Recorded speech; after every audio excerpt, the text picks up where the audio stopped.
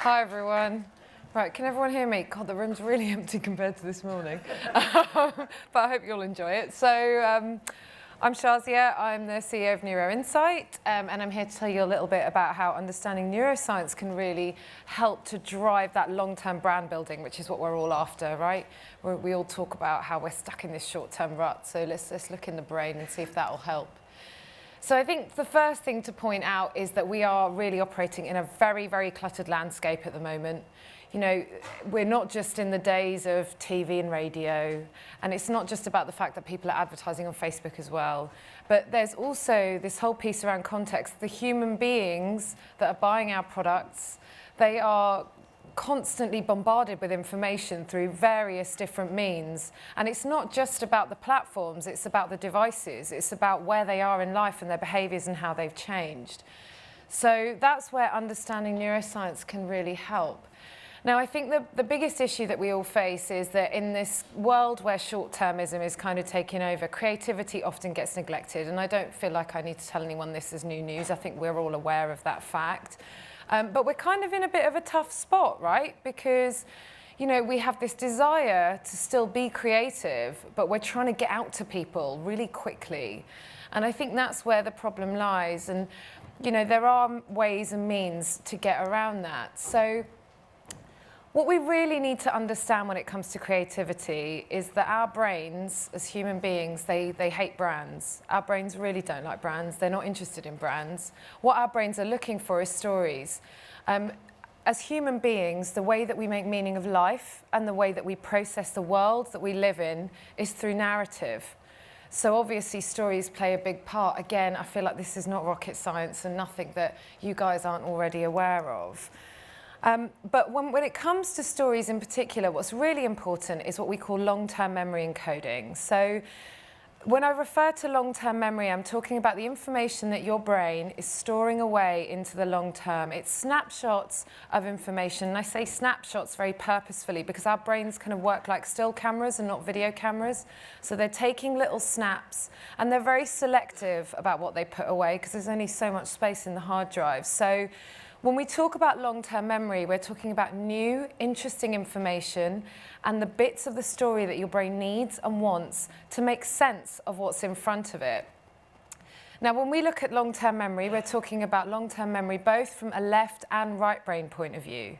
So your left brain is where your speech capability develops. It's where you process detailed information, so words, phrases, details in visual, brand logos, idents, things like that. But right brain is also really important because your right brain is responsible for processing kind of holistic information, so the big picture, the kind of feel of something. Now, in addition to memory, we measure a bunch of other stuff, and this is kind of how. So at Neuro-Insight, we use a technology called steady-state topography, or SST, and we measure essentially electrical activity. Now, I said about long-term memory. Your long-term memory actually sits inside your hippocampus, and that's not so easy to measure because you'd have to stick a probe in someone's head, which is a research company, not such a friendly way of asking people questions or understanding them. So we're measuring those electrical pulses that are kind of whizzing around on our heads, and our brains are super busy all the time. And in addition to memory, what's really important is emotion. So show of hands, how many people have seen the film Inside Out? This is good, right? Because I go to some places where no one's seen it and I don't understand why. It's absolutely amazing. Not just because they actually spoke to neuroscientists when they made it, and so the little balls inside their heads are all coloured for different emotions. That's a real analogy, but also because it's a great film in terms of understanding mental health, right? You need to understand sadness in order to really embrace joy. Now, when we talk about memories being coloured by emotion, we actually measure parts of the brain that are responsible for your emotional response. So there's a bit of your brain that's responsible for a sense of personal relevance, and I'll come on to that because I've got a little video to show on that one. But we also measure a bit of your brain that's responsible for the strength of emotion you feel. It's a really visceral response that we all have. It's a bit at the back of our brain. But we also look at the direction of emotion. And I think that people often, like a lot of our clients, they say to us, oh, you know, shouldn't we always have a really positive emotion? Not really. It depends on what you're trying to get across. What's important is to take people on an appropriate emotional journey, not for your brand, but for the story that they are trying to encode into their memory. So I mentioned earlier how our brains hate brands. And this is because we actually have a built-in ad blocker in our brain. When you're a kid, this does not exist. It's called the orbitofrontal cortex. It's a bit at the front. And it doesn't exist as a child so that you can believe in Santa and fairy tales and you know, do stupid shit, basically. And then as you get older, I mean, it's there to help you learn. But as you get older, what happens is that part develops. So in your teens, in your late teens, it'll develop. And it helps us to assess risk. And that's the reason we don't like brands. I get that word muddled up a lot, so just assume what I mean. The reason that it's there is to assess risk. Now, the interesting thing on that is it means that it doesn't like being sold to, and that's what brands are doing. So that's why it kind of takes a metaphorical step back, and that's why it's obsessed with stories instead. Now, we did a piece of work with ThinkBox where we looked at the drivers of creative effectiveness. It's all published in case anyone wants to check it out.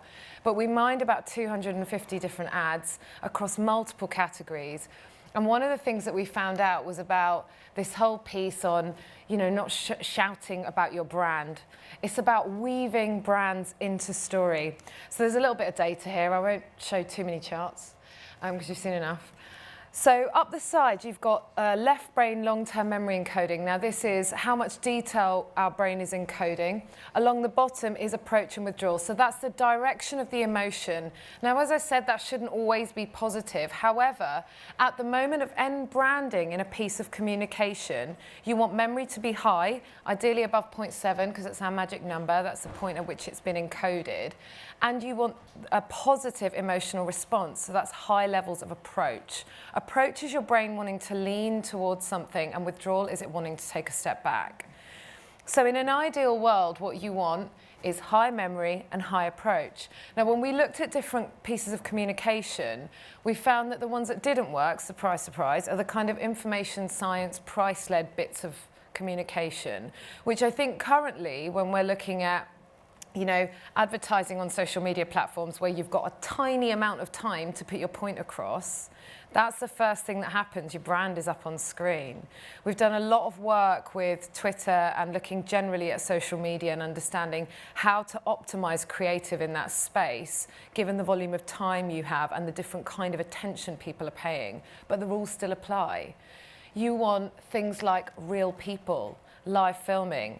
It was another thing that came through the work we did with ThinkBox is our brains are wired to seek human connection. So think about it, not just in the advertising context, we're all in our heads because we're in a work thing, but if you think about your personal life, we're all walking around on earth looking for love, right? That's seeking human connection. Why would your brain not be looking for the same thing when it's watching an ad?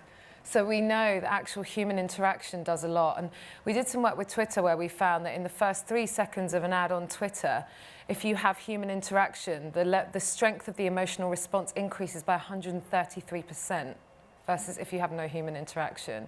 So it's super powerful. Now, there is a slight danger, of course there is.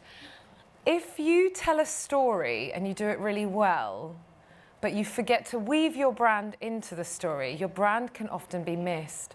Our brains work like still cameras, as I said, so they're taking little snapshots, but then they like to bundle the snapshots and parcel them away, because if you don't do that, you'd have a head full of Polaroids and you'd just be walking around confused all the time. So be careful not to be too detached. I'm going to show you an example of an ad which tells such a beautiful story, but there is a detachment from the brand, and you'll see from what I'm about to show you that at that branding moment at the end, the memory drops off. Now, I have to explain this chart before it starts to play.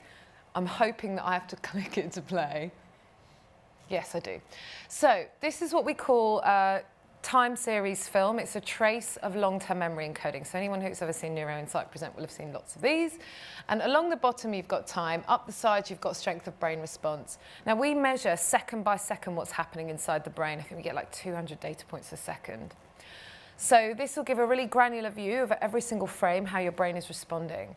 There's going to be 2 lines on the chart, a red one and a blue one. The red line is your left brain memory encoding, and the blue line is your right brain. So as I said, left is more detail. Blue is a little bit more big picture. And there's 2 dotted lines. Now they're reference lines because our brains are always kind of processing. If it was flat, that would be bad. But what we're looking for is the bit above the top dotted line at point 7. That's the point at which your brain has encoded something into its memory. So I'm going to play this and keep an eye on what happens at the end when the branding comes on. Is there sound? Yes.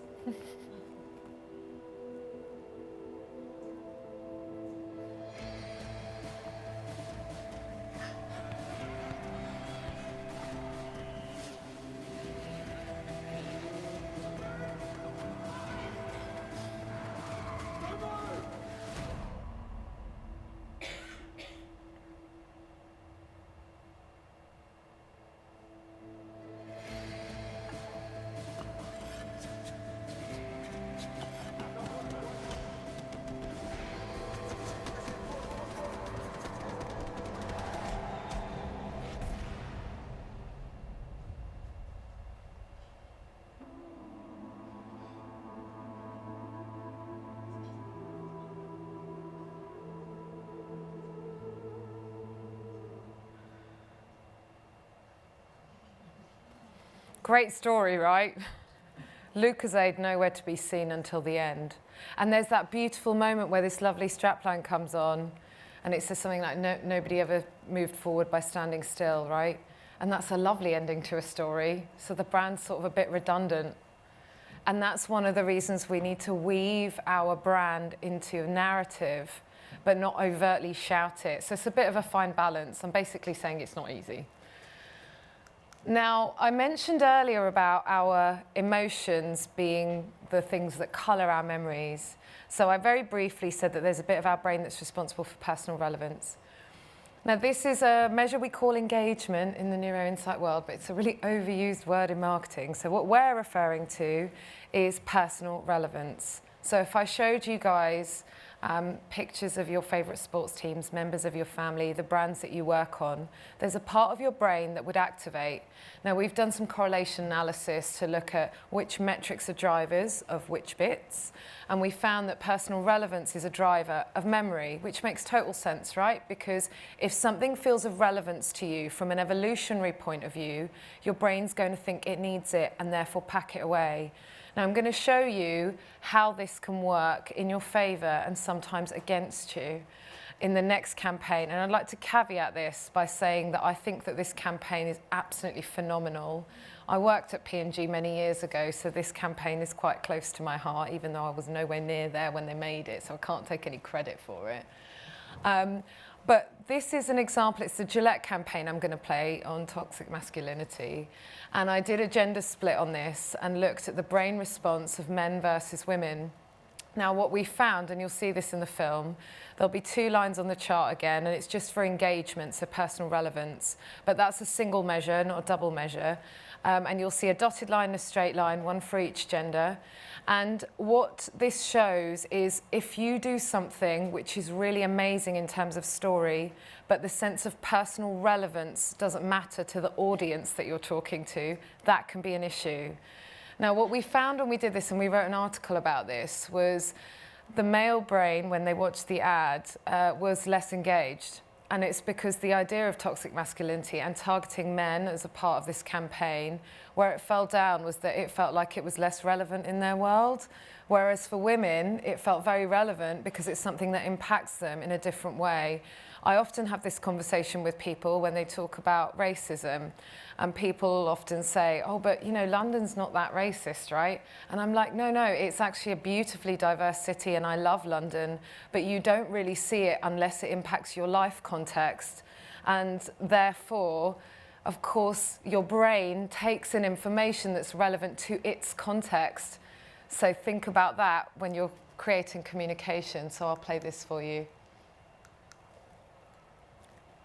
Oh, can we up the volume a bit, please? Oh, is this the best a man can get? Instead of excuses, we need to make a change. Men need to hold other men accountable. That's not how we treat each other, okay? Because the action we take today will be seen by the men of tomorrow.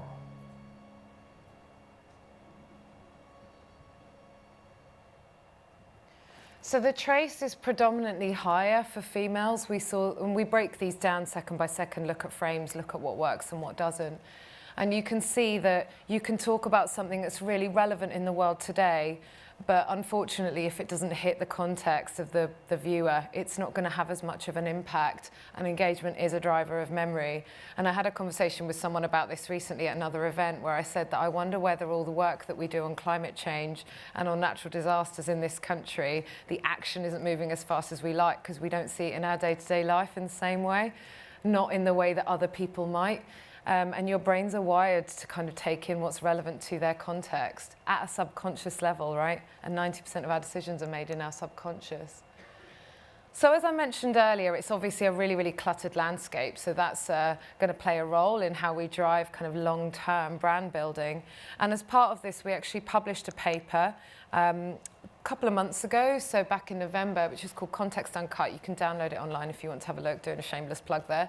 But this work was done, it's an amalgamation of the work that we've done at Neuro-Insight with various clients, such as Radio Centre, Channel 4, various others, Newsworks, etc., where we look at the impact of context, because this is becoming a much bigger part of the conversation, and it's almost the reason why we're hitting this short-term issue. So please do check it out. There's loads of really interesting stuff around how context can impact what our brains are taking in. But just a couple of snapshots on some work that we've done. Everyone's talked about influencer today, so I feel like it's set me up nicely.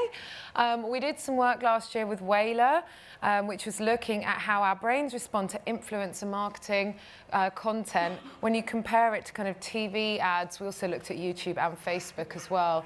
And what we found, there's some heat maps there. They just show the levels of activity in the brain when people are interacting with content on the different platforms. And we found that with influencer ads, and this is specifically looking at micro and macro influencers, not celebrity, because they do something strange to your brain. You get quite good memory and you get deep withdrawal because I guess your brain thinks that they're selling to you, right? But you get incredibly higher levels of memory encoding and emotional intensity when you're looking at content on influencer content on Instagram. And this makes sense, right? Because when you're looking at micro and macro influencer content, it fits into your context. You're looking at it on your feed. It's created by people who are talking about stuff in a way that fits into their lives. And actually, it's not what they're saying, it's how they're putting it across and how they've made it part of their story, which if you choose to follow them is somehow part of your story. And therefore, there's that sense of relevance, and that's what helps to drive memory. Now, the other thing that we did, which is around voice tech. We've done quite a bit of work on voice tech. I can't talk about all of it today because we've run out of time. But our brains are really wired to find the easy option, and I think this is a new context, and it's not a context that we were conditioned with as children, because everyone in this room is of an age which means that you wouldn't have been talking to technology as a child, and you certainly wouldn't have had it talk back to you, right? Unless there's somebody in here who's like 5. So we obviously aren't wired to have that happen. But what our brains do anyway is they look for the easy option. So we did some work with Mindshare where we looked at how your brain responds to voice-based search versus text-based search and versus talking to people. We also did some work where we looked at Alexa with a male voice and a female voice to understand how our brains respond to some gender norms, but that's for another day.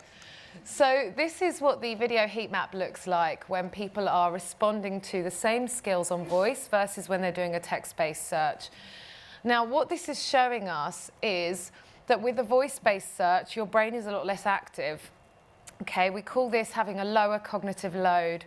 And what this means, and obviously it happens, right? Because if you're typing stuff, your brain's going to be doing multiple things. It's going to be working a bit harder.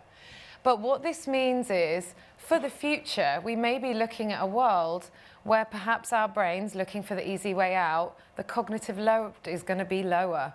And what does that mean for brands, right? That's an open debate. Now, I'd like to finish, because I know I'm short of time. I think we're constantly overrunning. I'm going to finish with a video, because I just figured, why not? It's a bit of fun. This is just a funny video, bit of food for thought on the future with voice tech and how brands are going to play a role in that space. Right, hopefully this one plays. No, it doesn't. I'm going to need you guys up there to do that thing that you do when you hit play. Thank you. Playing jazz. Playing jazz. Smoothie. Making smoothie. Calendar. No meetings today. Remember, dentist at 9:30. Fire off. Fire off. Open door. Door open. And we're gonna do one more. Fire. Open door. Wrong voice command. Open door. Wrong voice command. Open. Open door. Repeat that. Open door. I didn't understand that. Hey! Open door! Play on the floor. Wrong voice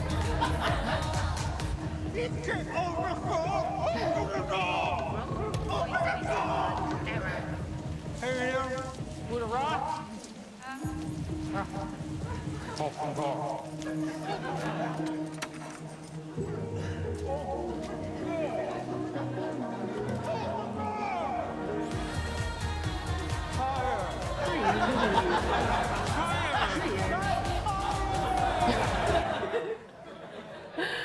All right, so it'll be interesting to see what happens next. Thank you.